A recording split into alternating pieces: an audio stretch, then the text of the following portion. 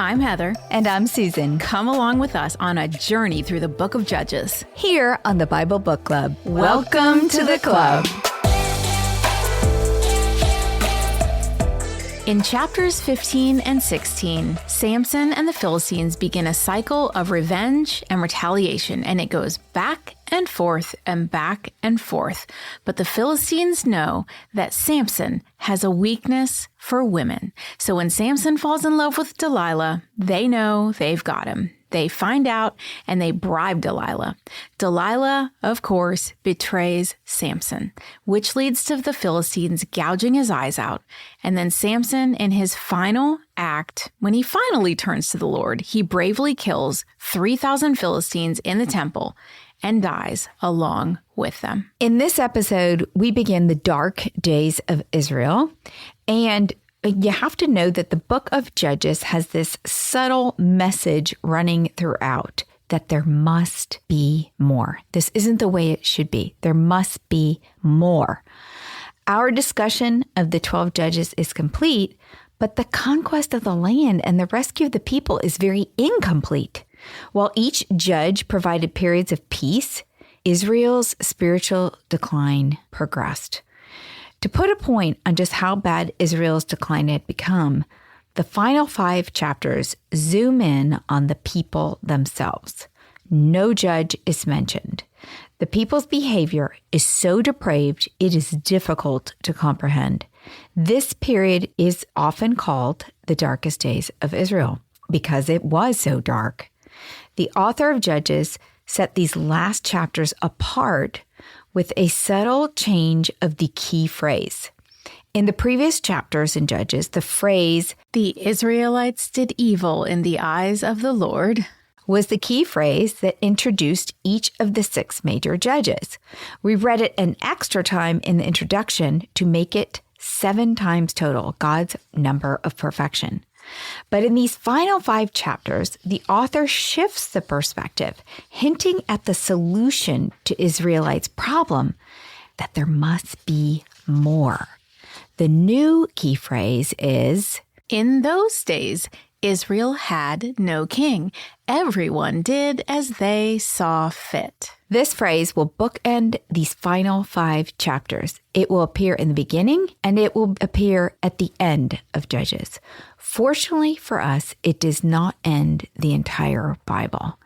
God is pointing us to the bigger story, the story that encompasses the entire Bible.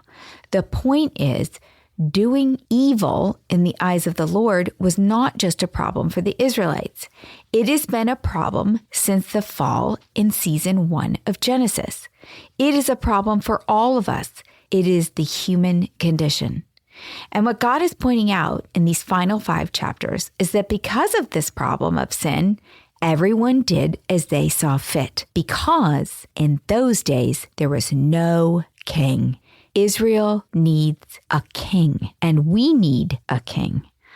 Of course, Israel will try lots of kings in the coming seasons of Bible Book Club before they realize that, yes, they need a king, but an earthly king is not going to do it. David will come close, but he too will fall short.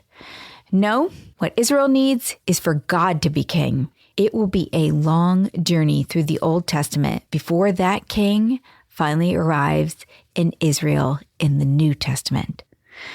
Back to our story in the final chapters of Judges, where we are going to zoom in for a street-level view of life in Israel during Israel's dark days of depravity. Scene 1, the story of the manipulative Micah, chapter 17. Now a man named Micah from the hill country of Ephraim said to his mother, "The 1,100 shekels of silver that were taken from you, and about which I heard you utter a curse, I have that silver with me. I took it."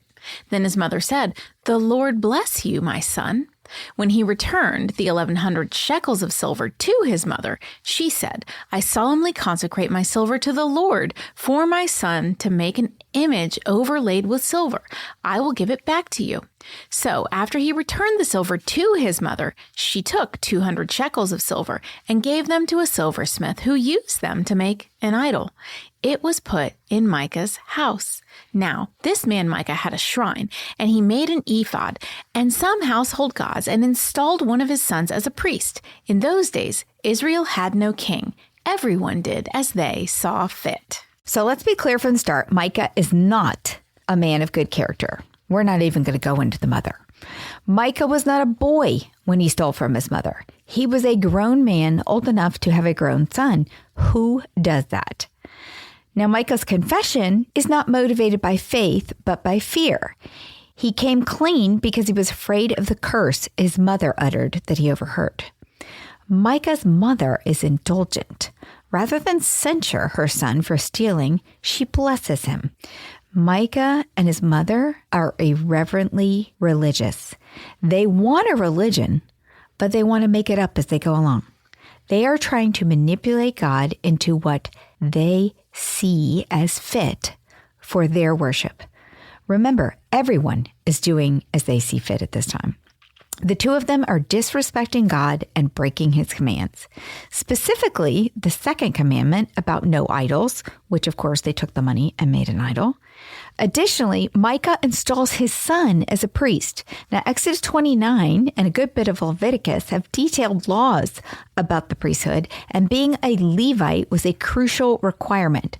Micah's son was not a Levite. Lastly, the priests were to serve at one place only, the tabernacle, which at this time was located in Shiloh, not in Micah's backyard.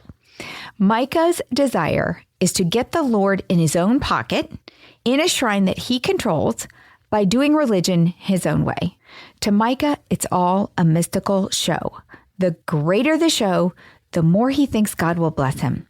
So when a Levite just happens by, Micah wants to add value to his shrine circus with a certified Levite for his priest.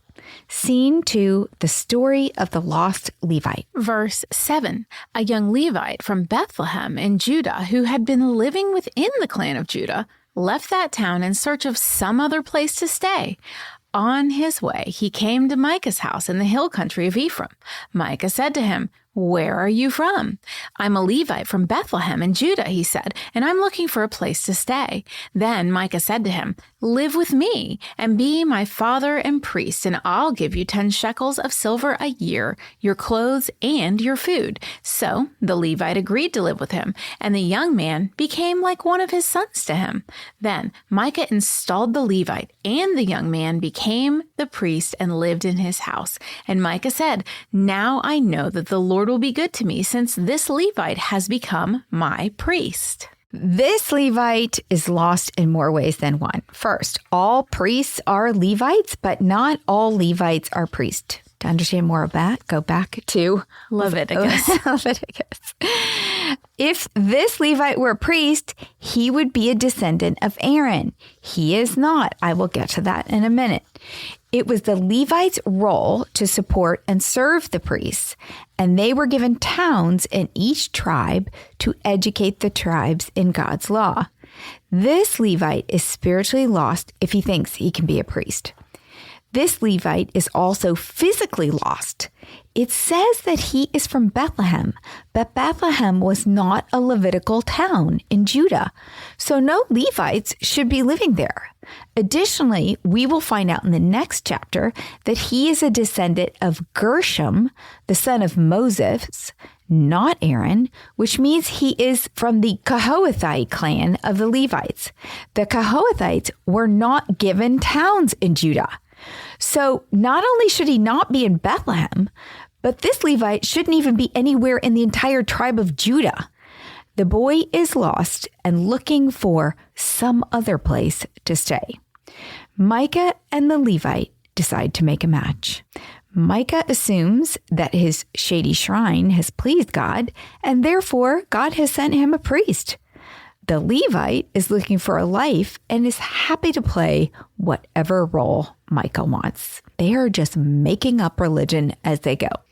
The Levite may be distantly related to Moses, but he hasn't read a word of Moses' last book, Deuteronomy, because his priest pretense at an idolatrous altar is the complete opposite of what God commanded. And that rebellion is contagious. Scene 3, the story of the just do it Danites. They just do as they see fit. Why? Because they had no king. Chapter 18. In those days, Israel had no king. And in those days, the tribe of the Danites was seeking a place of their own where they might settle, because they had not yet come into an inheritance among the tribes of Israel. So the Danites sent 5 of their leading men from Zorah and Eshtaol to spy out the land and explore it. These men represented all the Danites. They told them, "Go explore the land." So they entered the hill country of Ephraim and came to the house of Micah, where they spent the night. When they were near Micah's house, they recognized the voice of the young Levite. So they turned in there and asked him, "Who brought you here? What are you doing in this place? Why are you here?" He told them what Micah had done for him and said, "He has hired me, and I am his priest." Then they said to him, "Please inquire of God to learn whether our journey will be successful." The priest answered them, "Go in peace. Your journey has the Lord's approval." So the 5 men left and came to Laish, where they saw that the people were living in safety, like the Sidonians, at peace and secure. And since their land lacked nothing, they were prosperous. Also, they lived a long way from the Sidonians and had no relationship with anyone else. When they returned to Zorah and Eshtaol, their fellow Danites asked them, "How did you find things?" They answered, "Come on, let's attack them. We've seen the land and it's very good. Aren't you going to do something? Don't hesitate to go there and take it over. When you get there, you will find an unsuspecting people in a spacious land that God has put into your hands, a land that lacks nothing whatsoever." Then 600 men of the Danites, armed for battle, set out from Zorah and Eshtaol. On their way, they set up camp near Kiriath Jearim in Judah. This is why the place west of Kiriath Jearim is called Manahath Dan to this day. From there, they went on to the hill country of Ephraim and came to Micah's house. Then the 5 men who had spied out the land of Laish said to their fellow Danites, "Do you know that one of these houses has an ephod, some household gods, and an image overlaid with silver? Now you know what to do." So they turned in there and went to the house of the young Levi at Micah's place and greeted him. The 600 Danites, armed for battle, stood at the entrance of the gate. The 5 men who had spied out the land went inside and took the idol, the ephod, and the household gods, while the priest and the 600 men stood at the entrance of the gate. When the 5 men went into Micah's house and took the idol, the ephod, and the household gods, the priest said to them, "What are you doing?" They answered him, "Be quiet, don't say a word. Come with us and be our father and priest. Isn't it better for you to serve a tribe and a clan in Israel as a priest, rather than just one man's household?" The priest was very pleased. He took the ephod, the household gods, and idol, and went along with the people. Putting their little children, their livestock, and their possessions in front of them, they turned away and left.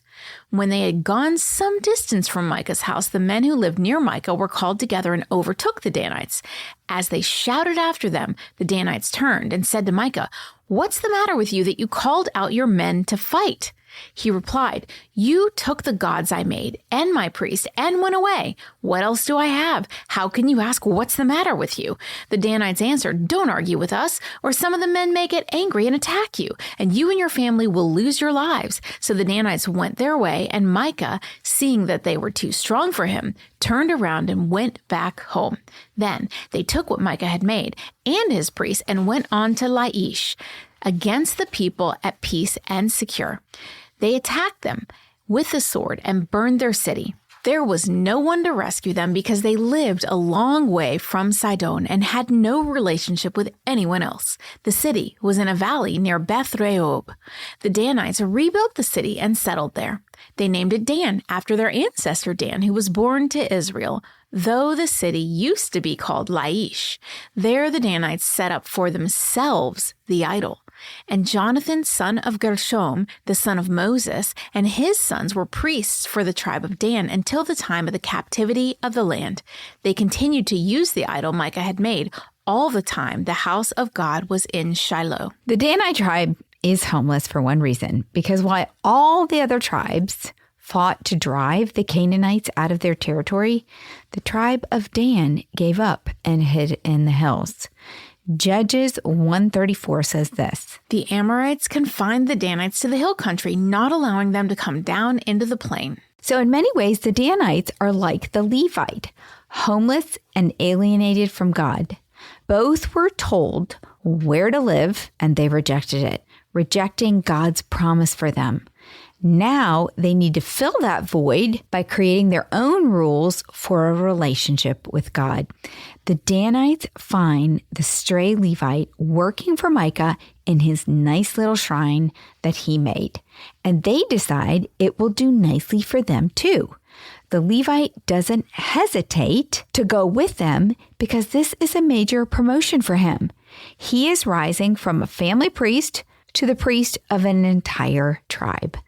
Both the Danites and the Levite moved to Laish, a territory that is outside of the promised land. So they are moving out of God's promises. They live where they see fit. They worship as they see fit. And in the end, the Danite tribe are placed where God sees fit. Lost for eternity. The tribe of Dan is the only tribe missing from the list of tribes in the book of Revelations, chapter 7. How easy it is to go the wrong way. The Levite and the Danites wandered from the truth of God. They could have chosen to center their life on God, His word, His worship, His way. It's a choice we must make too. Are you wandering? Do you know someone who's wandering? Invite them to listen and discuss a season of the Bible Book Club with you. Use this podcast to help them get to know God better. Now, next, the author transitions from the story of Micah and the Danites to the story of another Levite and the Benjaminites. The two stories have several unifying patterns. Both stories follow a geographical pattern. In the first story, there was a Levite in Judah who moves to Ephraim. In the next story, there is a Levite in Ephraim looking for his concubine in Judah. Both stories end with a mention of Shiloh, where God resides, hinting that that is where they should all be, rather than roaming around. Now, both stories also follow a progression pattern. In the first story, the action begins with an individual named Micah and progresses to the entire tribe of Dan. In the next story, the action begins with an individual, another Levite, and progresses to the entire nation of Israel. Both stories end up with a larger group, the tribe of Dan in the first story and the nation of Israel in the second, living as they see fit and failing to follow God. The stories paint a poignant picture. The wickedness of the Canaanites is no longer the predominant problem, because the wickedness of the Israelites has far surpassed that of the Canaanites. And that is the point of the next very dark story. Scene 4, Israel is as wicked and depraved as Sodom, chapter 19. In those days, Israel had no king. Now, a Levite who lived in a remote area in the hill country of Ephraim took a concubine from Bethlehem in Judah, but she was unfaithful to him. She left him and went back to her parents' home in Bethlehem, Judah. After she had been there 4 months, her husband went to her to persuade her to return. He had with him his servant and 2 donkeys. She took him into her parents' home, and when her father saw him, he gladly welcomed him. His father-in-law, the woman's father, prevailed on him to stay, so he remained with him 3 days, eating and drinking and sleeping there. On the 4th day, they got up early, and he prepared to leave. But the woman's father said to his son-in-law, "Refresh yourself with something to eat, then you can go." So the 2 of them sat down and ate and drank together. Afterward, the woman's father said, Please stay tonight and enjoy yourself. And when the man got up to go, his father-in-law persuaded him, so he stayed there that night. On the morning of the 5th day, when he rose to go, the woman's father said, refresh yourself, wait until the afternoon. So the two of them ate together. So this Levite's character is already suspect. As a Levite, he of all people should not have a concubine. A concubine is a woman who lived with a man as if a wife, but without the same status as a wife, more like a slave and unusually to fill sexual desires. It says the concubine was unfaithful to him. Most commentaries believe that this meant that they quarreled and she was unfaithful because she left in her anger. Or perhaps the Levite was cruel and living with him became intolerable, and that's why she left in her anger. In Genesis, a similar situation occurred when Hagar ran away from Sarah's mistreatment. In any case, the concubine must have been desperate because the penalty of leaving an owner was death and disgrace for her family.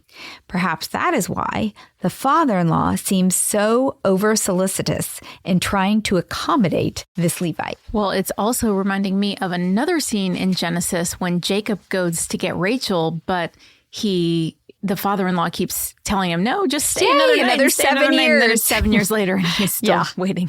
Yeah.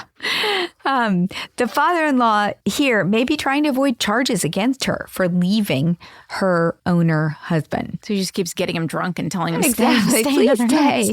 Exactly. Because remember, we know from the culture at this time, if you feed someone and house someone, it's like they owe you something. Yeah.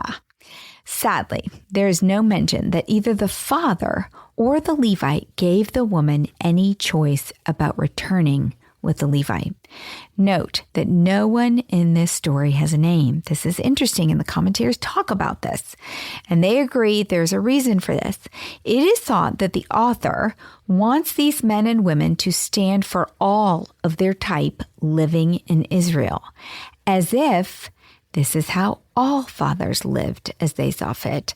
This is how all Levites lived as they saw fit. This is how all women were treated. And this is how dark and depraved Israel had become.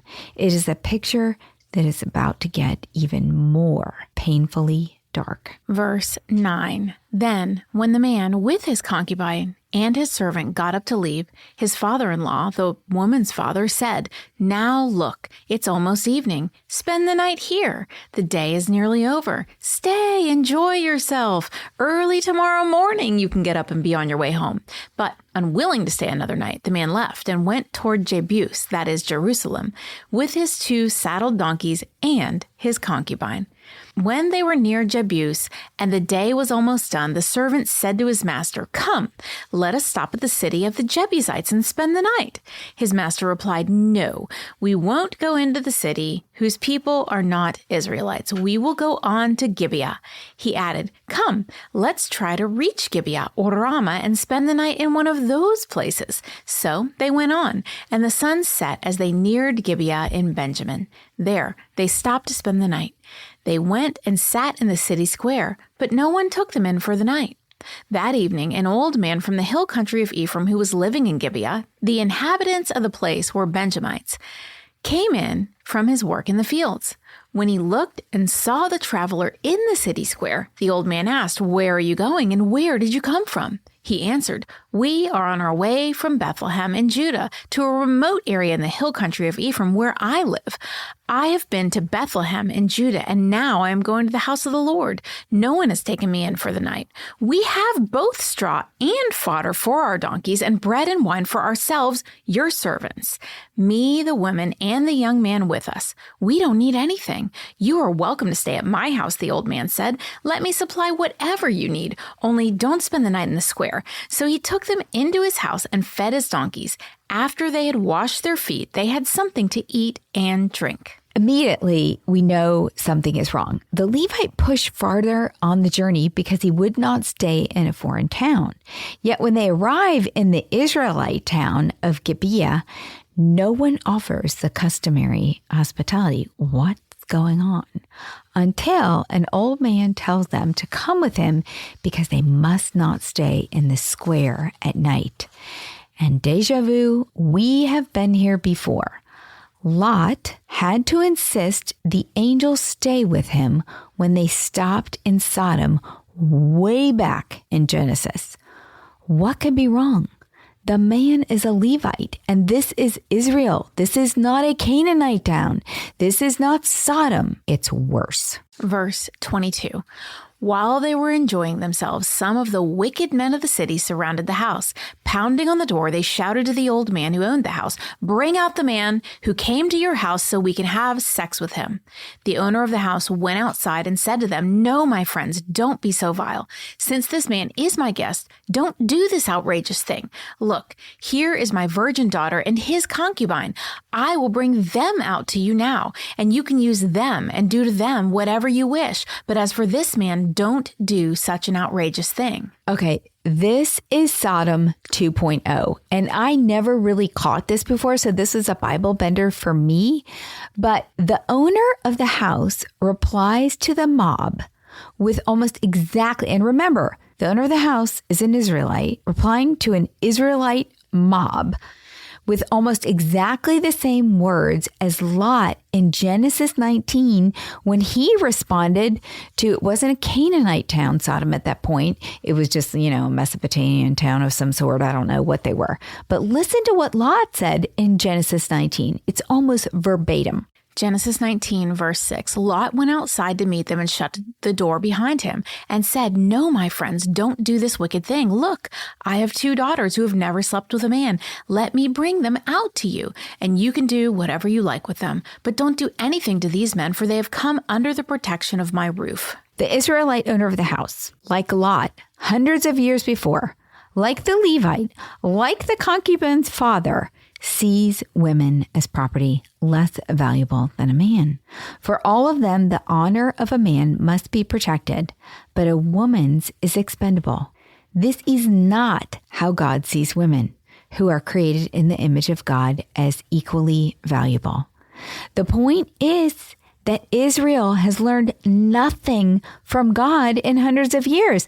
They have been given the covenant, the promise, the laws, the tabernacle, yet they are no different from the Canaanites and have even become like Sodom.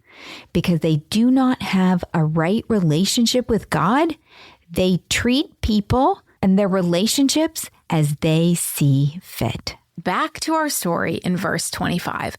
But the men would not listen to him. So the man took his concubine and set her outside to them, and they raped her and abused her throughout the night.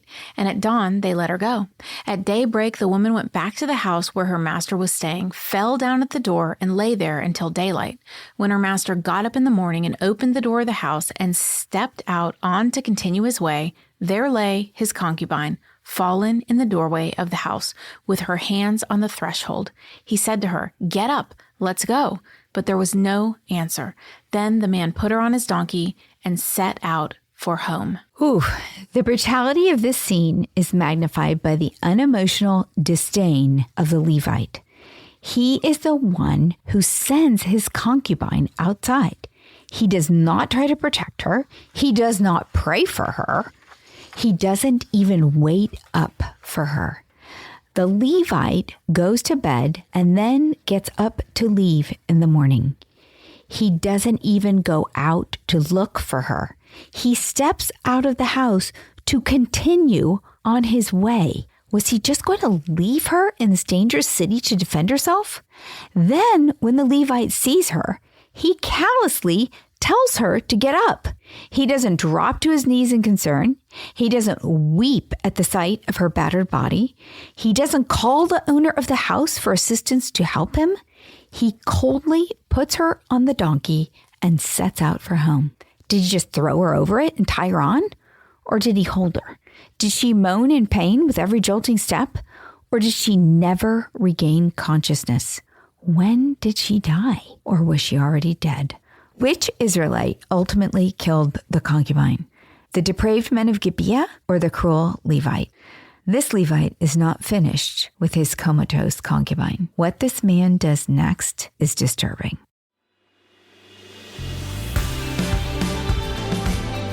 What's a club without friends? If you're enjoying the Bible Book Club, why don't you share it? And then you can say, Welcome to the club. New episodes drop every Monday, and get all episodes now on Amazon Music. As always, head over to susanme.com/Bible Book Club for show notes from today's episode.